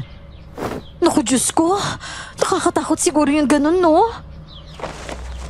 Pero sino bang kasama ni Abner na nanguha ng mga tuway-tuway sa sementeryo? Aling Guray, sa tingin ko kaya siya kinuha. Baka alam niya kung sino yung aswang eh. Kasi kung si Abner isa sa mga kumuha ng tuway-tuway, baka kasama niya yung aswang. Sigurado babae yun. Alam na niya. Dapat sinabi na niya kung ganon. Pero Aling Guray, hindi niya masasabi agad yun kasi malalaman na isa siya sa mga nagbukas ng mga libingan sa sementeryo. Pero sigurado ako alam niya kung sino yung aswang. Nako, mukhang yun nga pa yung rason kung bakit siya kinuha eh. Kasi nilaglag niya si Abner. At siguradong ilalaglag din siya ni Abner kung hindi niya kinuha. Ay nako, kawawa talaga si Abner.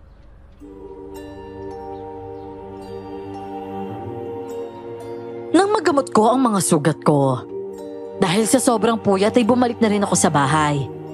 May dala akong tsampurado para kay Lolo mamaya paggising niya. Pagsapit naman ng gabi, balik sa nakasanayan.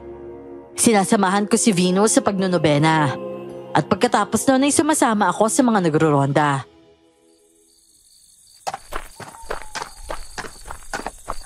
Ano? Hindi pa rin nakikita si Abner? Siguro, pasukin na kaya natin yung gubat. Hindi ko ba delikado, Lo? Abay, delikado. Kasi teritoryo yun ng aswang. Teka, may sigawan sa lamayan ah.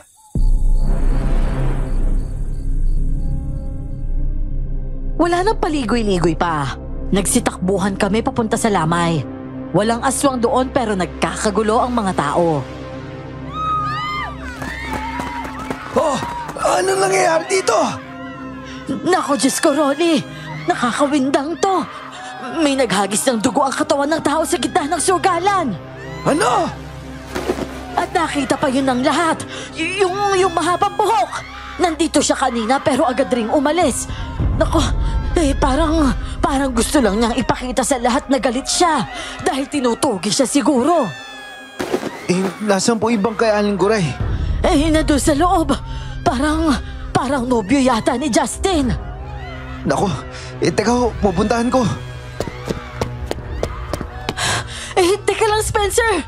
Nobyo yun ni Justin, di ba? Wakwak yung katawan niya! Oo nga eh. Nasaan ba si Justin? Hindi ko nga alam eh.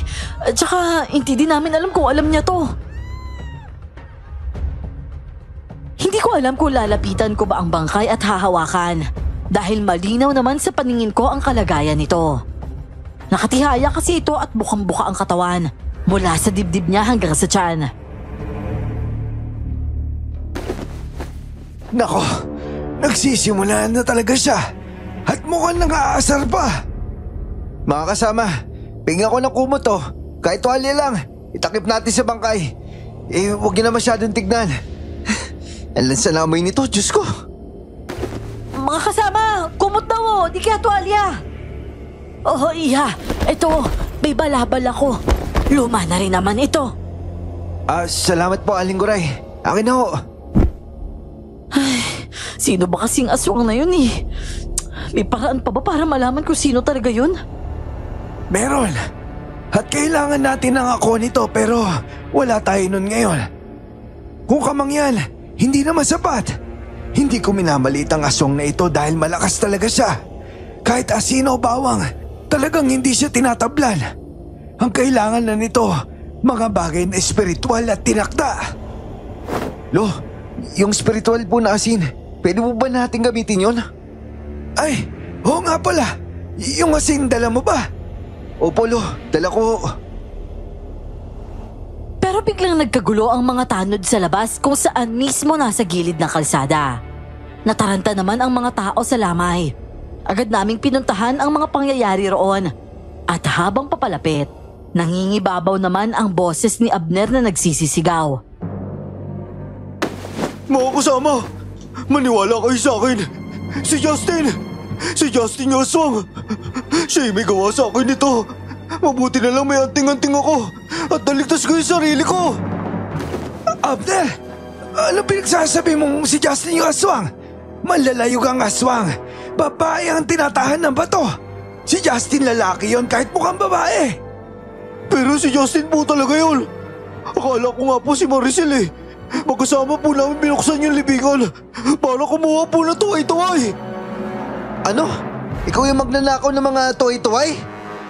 Oo, pre. Pasensya na. Nasa akin din na yung tuwi-tuwi ng tiyuhin mo.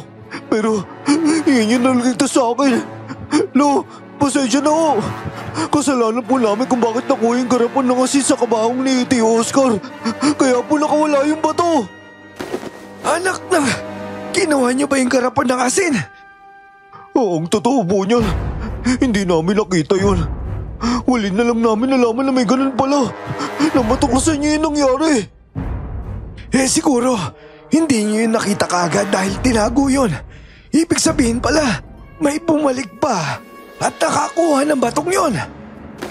Opo, yun na nga po. Tsaka, anong ginawa niya sa'yo, pre? Duguan ka, marami kang sugat. Oo, pinahirapan niya ako. Inuunti-unti niya yung dugo ko. Sa unang tikim gusto niya pa. Pero sa huli, napapangitan na siya sa alasa ko. Tapos yung tuwi-tuwi sa bulsa ko umiinit. Kaya ako nakalaban. Pero sinasaktan niya pa rin ako. Abner, itong lalaki, yung sinasabi mong nobyo niya, nakita mo ba siya kasama ni Justin? Pinatakas po ko ng lalaking yun, Lo. Natauhan po siya sa gayuma ni Justin. Sabay po kami tumakas. Kaso nagkahiwalay po kami. Nandito po ba siya? Oo, pre. Pero patay na siya. Bukas yung katawan niya at walang laman loob. Tara na. Pumunta tayo sa bahay nila, Iko. Kailangan mo magamot. Nang makarating nga kami sa bahay na may lamay ay nangibabaw naman ang maingay na tanong ng mga taong naroon tungkol sa kalagayan ni Abner. Nakakasama ng loob na parang pinaikot niya rin kami tungkol sa ginawa nila sa sementeryo. Pero hindi ko na pinairal yon dahil kailangan niya ng tulong at mukhang yun din ang desisyon ni Lolo noon.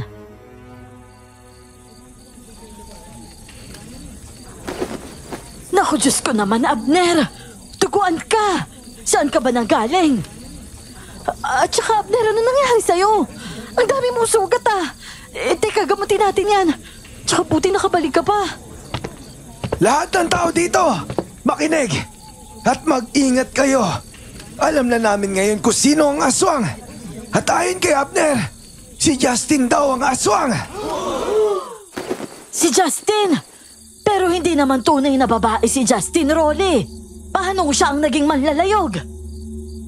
Tulad nga na sabi ko, ang bato ay may sariling isip.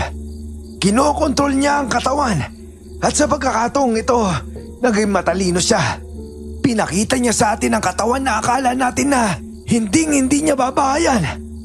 Pero kaya niya pala. At yung pagpili niya kay Justin ang patunay na mas malakas pa siya ngayon. Dahil kaya niyang bahayan kahit isang bakla. Talagang maraming nagulat sa natuklasan namin. Si Abner noon, habang ginagamot ni Venus ay panay ang hingi ng pasensya sa mga taong nasa paligid. Ang iba pa roon, mga kaanak ng mga nakalibing sa sementeryong binuksan nila ang libingan. Sinabi niya rin ang pangalan ng mga sangkot at kasama nga nila si Maricel.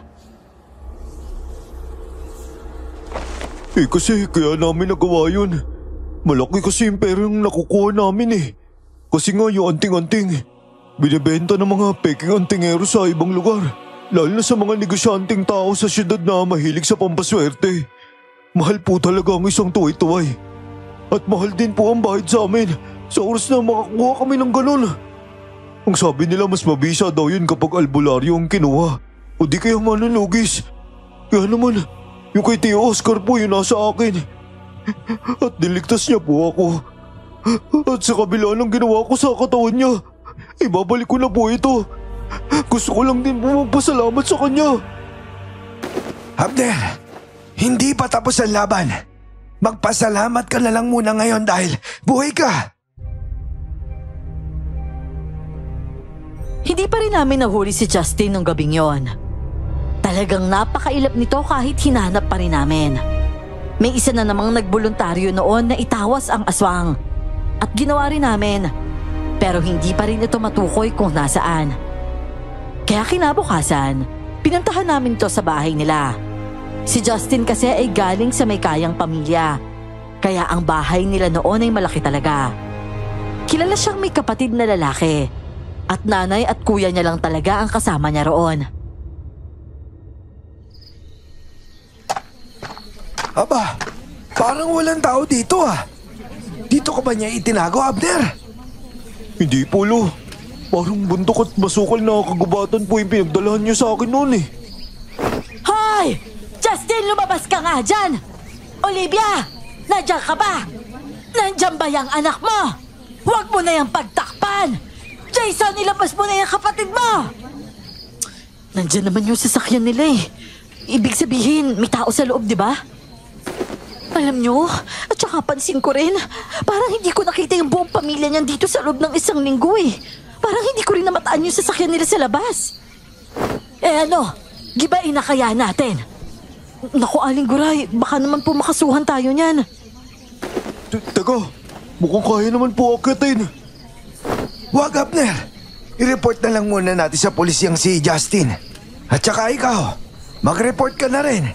Yung ginawa niyo sa sementeryo, marami magre-reklamo sa inyo. Ayos lang po. Kaya siguro hindi ako inayaan ng Panginoon na mamatay. Dahil may kasalanan pa ako dapat pagbayaran. Okay lang po yun. Ang importante, buhay ako.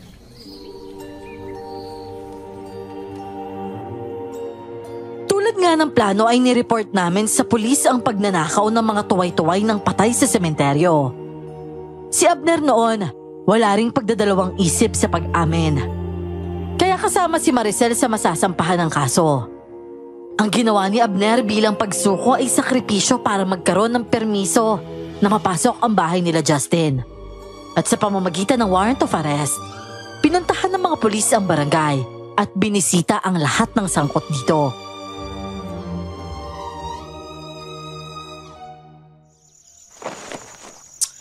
Grabe yung iyak ni Maricel, no? Pero wala siyang magagawa. Sumama pa kasi. Wala eh. Ganun talaga yung nagagawa ng pera sa tao. Kahit masama, basta malaki yung kita, kakanain na nila. Yun nga lang, hindi habang buhay na maitatago yung ganung sekreto. Kaya nga eh. Pero ito si Justin naman. Makukuha kaya siya dyan sa loob ng bahay nila? Mukhang wala yata siya dyan eh. Nako, ayan na oh. May lumabas na pulis. Tanungin nga natin kung ano nangyari.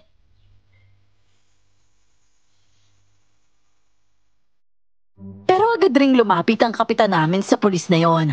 At pagbalik ng kapitan, sinabi nito sa amin na patay lahat ng nakatira sa loob ng bahay. Maliban daw kay Justin. Ang nanay at kuya daw nito, puro wakwak ang katawan at mga walang lamang loob. Dahil doon mas lumaki ang balita tungkol kay Justin at talagang nakakawindang ang mga ginawa niya. Diyos ko, kinain niya talaga yung pamilya niya. Grabe na talaga to. Wala na talaga siyang sinasangto. Hindi na si Justin yon kasi nagawa niyo kainin ng pamilya niya. Grabe naman po yun, Lolo Rolly. Hindi kaya kinain niya yung pamilya niya dahil lagi siyang binabantayan? Malaking posibilidad yon. Pero grabe, ganito na siya talaga kabrutal. Mahirap naman paniwalaan mo. Kasi kahit kinukontra niya palagi yung kuya niya, si Justin yun eh. Hindi niya kaya manakit ng kadugo. Nako, kinikilabutan na talaga ako. Parang mas naging delikado na nga siya ngayon. Paano na pala ang barangay natin? Mga isang oras ang nakalipas matapos matuklasan ang kalagayan ng loob ng bahay. Dumating na ang mga kumuha sa bangkay ng mga ito. Hindi ko man nakita ang kalagayan, pero parang nakikita ko pa rin ang katawan ng pamilya niyang mga walang lamang loob. At dahil sa natuklasang yon, nagdesisyon na rin ang mga pulis na tugisin si Justin, pero hindi nila naiisip na aswang ito. Tapos kaming mga nagro-ronda, huminto dahil sa isang dahilan. Nanahimik kami sa kanya-kanya naming mga bahay.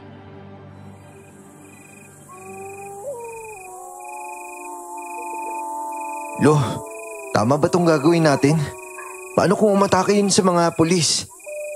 Hayaan mo na natin siyang mag-isip na pinapaubayan natin sa mga pulis yung paghahanap sa kanya. Alam ko naman na dito siya atake sa atin. Hindi natin siya mahuhuli kung sama-sama tayong lahat. Malakas ba talaga siya, Lo? Kasi po kung malakas, dapat umatake na siya sa atin kahit marami tayo eh. Hindi. Kahit malakas siya, may mga armas kasi tayong dapat niyang iwasan. Kaya niya hindi magagawa yon. Naintindihan ko, Lo. Tama nga ho kayo. Napahinto ako sa pagsasalita ng agawing ito ng agresibong pagdahol ng aso na naging alulong kalaunan. Galit na galit ang paraan ng pag-alulong na ito na naging dahilan naman ng paghahanda namin ni Lolo. Binuksan ko rin noon ang garapon ng asin at nilublob ang balaraw sa loob nito. Spencer, nandito na siya. Ihanda mo yung sarili mo. Opo, Lo. Handa na po ako. Spencer! Lolo Ronnie, tulungan niyo po ako! Walang nga. Si Venus yun, Lo. Spencer! Spencer, yung aswang nandito! Tulungan niyo ako! Spencer, kumalma ka. Linlangin natin ang aswang na yan. Pero, Lo, si Venus po. Ililigtas natin siya sa wais na paraan. Maghiwalay tayo. Ako nga harap sa kanya. Samantala, linlangin mo siya sa likod. Hindi, Lo. Mas bihasa ka po dito. Ikaw po umikot. Ako nang bahalang humarap sa kanya. Alam ko ipapain niya sa akin si Venus. Oo, sige. May punto ka dyan. O sige, Lo. Lalabas na po ako. Basta't mag-ingat ka sa buhok niya, ha? Opo, Lo.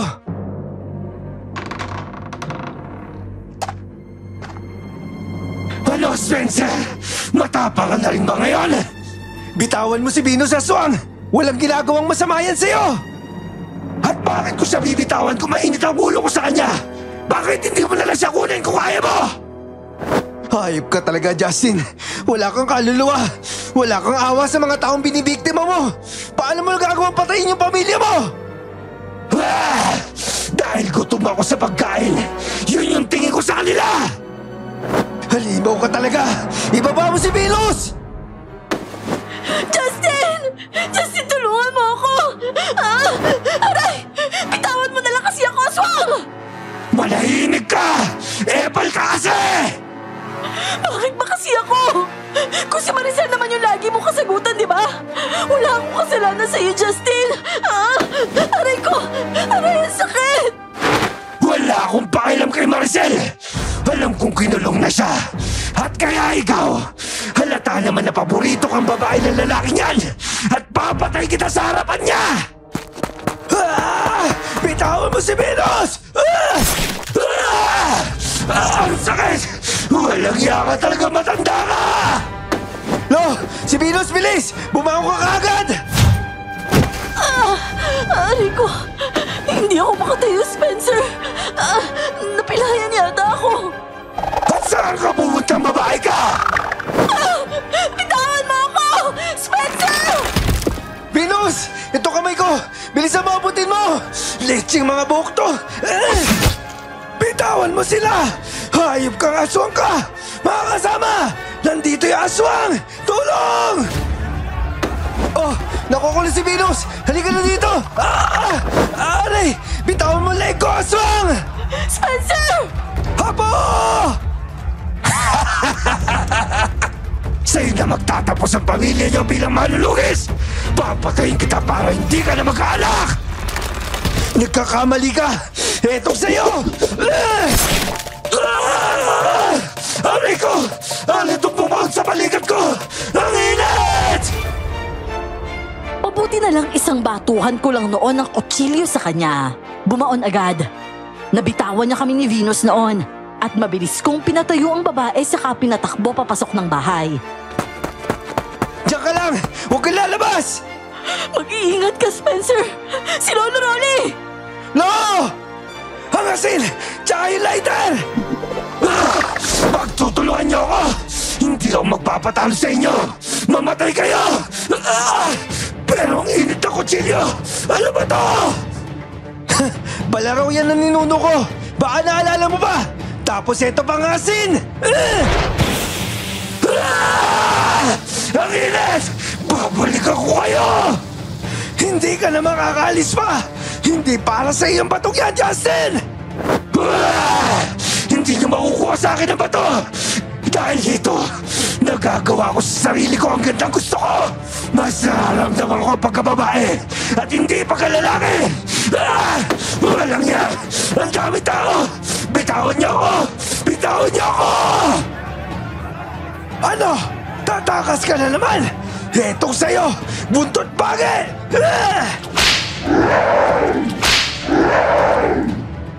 Paulit-ulit siyang hinahampas ni Lolo Rolly ng buntot pagi sa muka. At ako naman, umakyat hanggang sa balikat niya habang ginagamit ang buhok nito. Ayan na siya, mga kasama! Pinagtutulungan siya ng maglolo! Patayin na natin ang aswang na yan! Ginawa nga namin ang lahat para hindi siya makaalis. Hindi rin siya makapalag noon dahil sa balaraw kong nakabaon sa dibdib niya at hagupit ng buntot pagi ni Lolo na matagal makuha ang sakit. Hanggang sa bumukas ulit ang bahay. Hoy, aswang! Heto ang asin para sa'yo! Ang sakit! Ang ina! Mga kasama! Yung kawayang bulo ang gamitin nyo! Hindi pwedeng ikulong! Patayin ito dapat! Kasi kahit sa kulungan, kaya kayo patayin ito! Kahit ang buhok niya! Oo, tama! Patayin niyo na siya! Nakita niyo naman ang nangyari sa pamilya niya! Hindi malabong gawin niya din to sa atin! Sumunod naman ng mga pulis sa sinabi namin. Habang todo pigil kami ni Lolo sa aswang na hindi lang makaalis. Walang nagawa ang aswang noon ng pagtulungan naming mga tao. Kahit si Aling Guray noon, tumutulong para lang mapatay ito. At bumaon na sa kanya ang lahat ng kawayang bulo at iba pang sandatang hinanda ng mga ito laban sa kanya.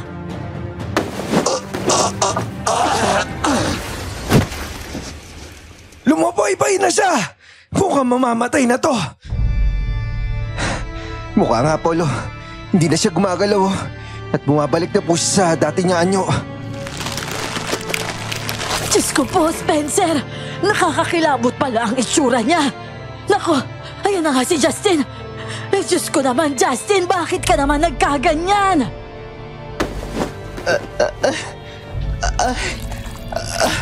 Ang sakit. Ang sakit, sobra. Justin, Pasensya na kung kailangan namin gawin yun ha. Kung may ibang paraan lang sana na para iligtas ka, gagawin namin yun. Pero wala talaga eh. Ayos lang, Spencer. Pinatay ko na ang kuya ko. Pinatay ko na rin ang mama ko. Ayoko na mabuhay. Justin, nasasaktan talaga ako sa nangyari sa'yo. Ano ba kasing ginawa mo? Sinubo mo ba yung bato? O napunta lang basta sa'yo? Pagkatapos kong kumain ng duhat, hindi ko na alam ang nangyari. Duhat? Ay! Nagpanggap bilang duhat ang bato! Hayaan mo, Justin. Ipagdadasal kita, ha? Ayos lang yan. Sige na, magpahinga ka na para makahingi ka ng tawad sa kuya at mama mo. Napakaganda mo pa namang bata. Tapos nagkaganyan ka. Salamat po, Aling Guray. At sa wakas, nakarinig na din ako na maganda ako. Justin, aalis ka maganda sa mundong ito. Kaya sige na, huwag ka na magpakahirap pa. Pumikit ka na at magpahinga. Spencer, salamat kasi lumapit ka. Nang sa gayon, ikaw naman na mag-iaswang! Justin, anong ginagawa mo? Bitawan mo ako! Kasalanan mo ito! Kaya ililipat ko sa'yo ito! Justin! Justin, wag! Justin, bitawan mo si Spencer! Ikaw pala babae ka! Halika dito! Venus! Ano ba, Justin? Itigil mo to! Ayoko tanggapin yan, ha! Bitawan mo ako!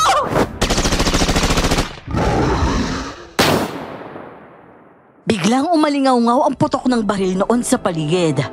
Nabitawan ni Justin si Venus at tuluyan na nga itong lumupaypay. May butas na ito sa noo at lumabas na ang pulang likido roon. Mabilis ko namang hinila si Venus at napatingin sa pulis na bumaril kay Justin.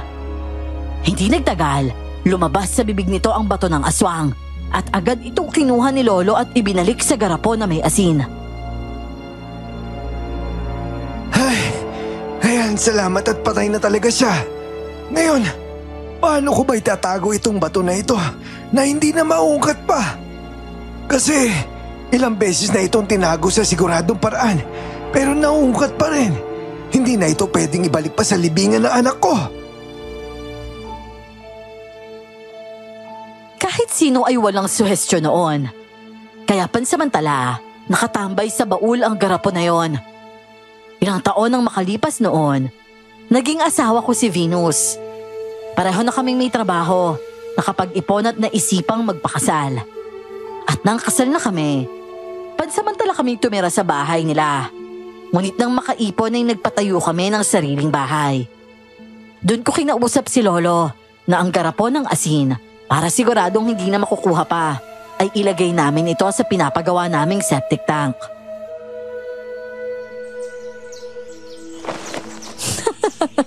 Ako lang ba yung natatawa dito, Spencer? Natatawa sa ano? Ito, para masiguradong hindi makukuha ulit yung garapon sa septic tank talaga.